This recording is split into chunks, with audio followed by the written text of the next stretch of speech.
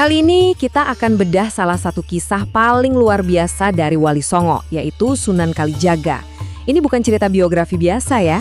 Ini adalah perjalanan epik seorang pemberontak yang kemudian pertobatannya justru membentuk peradaban di tanah Jawa.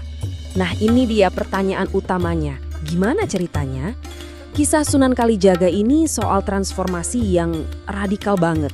Sebuah perjalanan dari sisi gelap ke pencerahan yang ngebuktiin kalau jalan kebenaran itu kadang ditemukan di jalur yang paling gak kita duga. Oke, kita mundur dulu ya ke awal mula semuanya.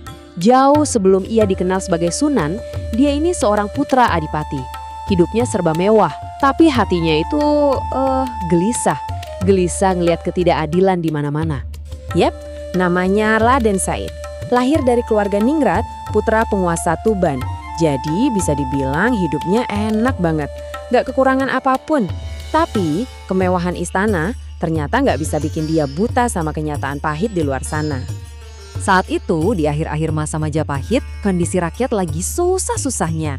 Raden Said lihat sendiri gimana para pejabat korup itu memeras rakyat kecil dengan pajak yang gak masuk akal, cuma buat foya-foya. Nah, disitulah hati nuraninya mulai berontak. Kegelisahan itu akhirnya meledak jadi aksi. Sebuah aksi yang niatnya sih baik, ya tapi malah menyeret dia ke jalan yang gelap, memberinya identitas baru dan memisahkan dia dari dunianya yang nyaman. Aksi pertamanya itu pemberontakan diam-diam.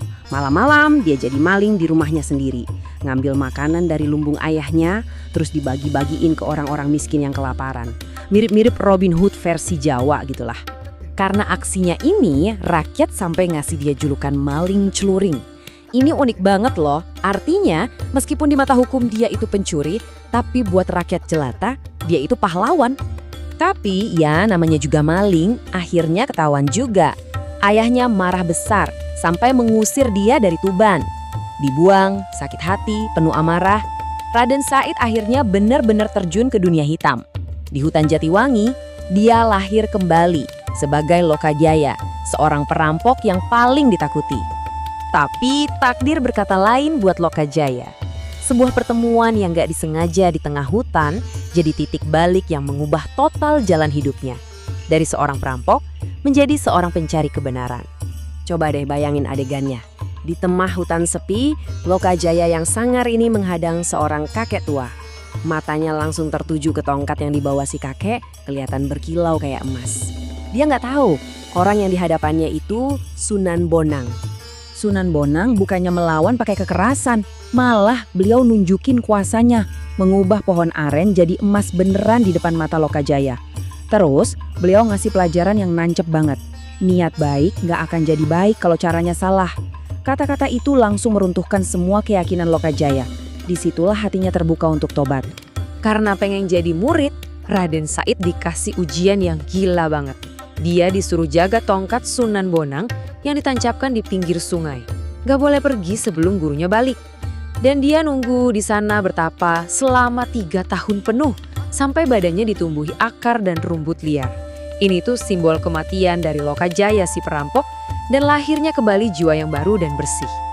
Nah, setelah terlahir kembali dengan nama Kalijaga yang artinya penjaga sungai, dia ninggalin jalan kekerasan.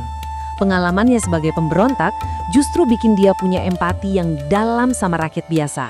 Dan ini jadi dasar strategi dakwahnya yang revolusioner, nyebarin Islam lewat budaya. Filosofinya ini dikenal sebagai dakwah bil hikmah. Ini pendekatan yang jenius banget pada zamannya. Bukan yang ngebenturin Islam sama kepercayaan lokal, dia malah cari titik temunya. Dia sadar kalau mau menyentuh hati orang Jawa, ya harus pakai bahasa yang mereka suka dan pahami. Dan inilah senjata dakwahnya, bukan pedang, bukan paksaan, tapi wayang kulit, alunan gamelan, sama lagu-lagu syahdu kayak lir-ilir. Ajaran Islam disisipkan dengan halus ke dalam kesenian yang udah jadi bagian hidup masyarakat. Ini nih yang paling cerdas, buat nonton pertunjukan wayangnya yang keren itu, tiketnya cuma 1, ngucapin 2 kalimat syahadat, yang mana sama beliau disamarkan dalam cerita sebagai jimat sakti bernama Kalimosodo. Jadi ribuan orang masuk Islam dengan senang hati lewat sebuah perayaan budaya. Keren banget kan?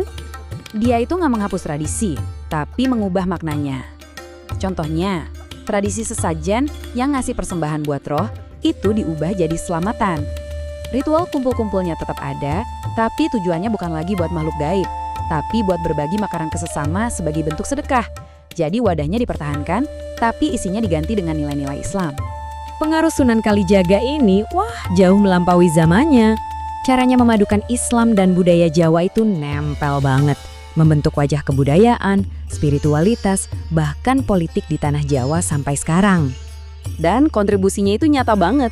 Dia yang menciptakan Punakawan, Semar Gareng Petruk Bagong sebagai simbol suara rakyat di wayang. Baju takwa yang kita kenal itu juga salah satu rancangannya. Beliau juga jadi penasihat para sultan sampai ikut membangun salah satu tiang utama Masjid Agung Demak dari serpihan kayu atau tatal sebagai simbol persatuan. Biar kebayang sehebat apa pengaruhnya, lihat deh perjalanannya yang melintasi 4 era kekuasaan besar. Dia ngalamin langsung runtuhnya Majapahit, jadi pilar di zaman Demak dan Pajang, sampai warisannya masih kuat banget pas Mataram Islam mulai berdiri. Dia ini saksi sejarah hidup. Usianya diperkirakan lebih dari 100 tahun. Bayangin, rentang waktu sepanjang itu memberinya kesempatan buat menanamkan pengaruhnya dalam-dalam ke jiwa masyarakat Jawa. Nah, ini yang jadi bahan renungan kita. Di tengah dunia yang sekarang sering banget terpecah belah karena perbedaan, kisah Sunan Kalijaga ini nawarin sebuah pandangan tentang kekuatan dialog dan budaya. Mungkin nggak sih pendekatannya yang penuh kebijaksanaan ini justru jadi inspirasi yang kita butuhkan buat menciptakan harmoni di zaman sekarang?